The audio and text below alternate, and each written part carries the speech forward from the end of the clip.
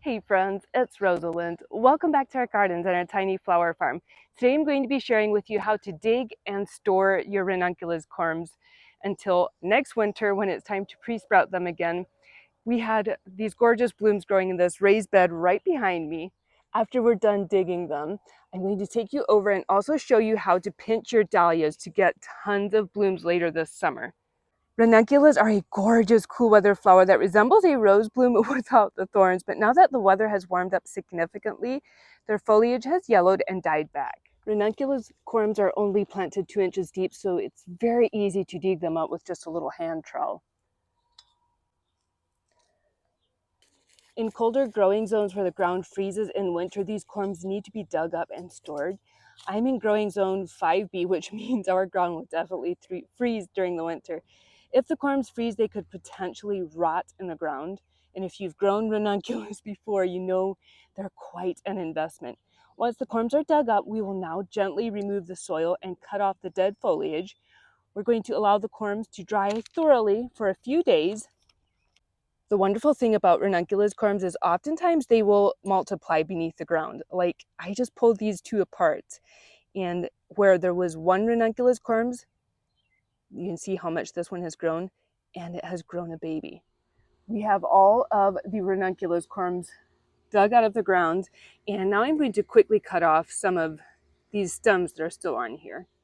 When I cut the stems off of the corms, that's all there is to it.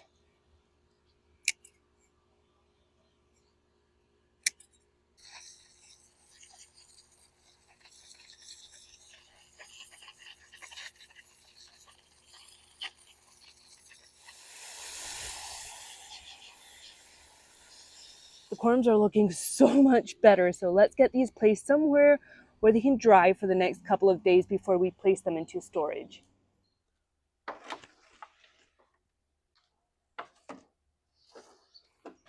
Once the ranunculus corms are completely dried, we will be placing them into a breathable container.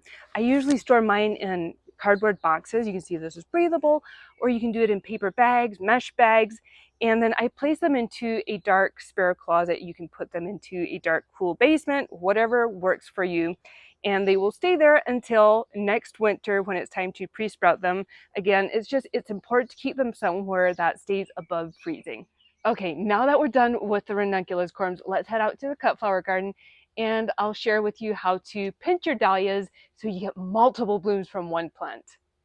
I have 35 dahlia plants in here. You can see I've already started cutting back some of them. This dahlia is a great example. So you can see it's sending up one big stalk. But if we come in here, and you can do this when they're quite a bit shorter even, but cut them right above a set of leaves. And now, instead of just one stalk that will give us only a couple of blooms, this will send up multiple stalks. All of these leaves that you see sending or shooting out from the side, these will all become stalks and it will give you multiple blooms from one plant. Here is another example on your dahlias. Another reason to be pinching your dahlias is look at this thick stem. Like it's almost as thick as a broomstick. And if you pinch them, this will send up shoots that are more thin and they're going to be more workable to use in bouquets. It's also important when you're cutting your dahlias to not cut them here, but cut deep into your plant.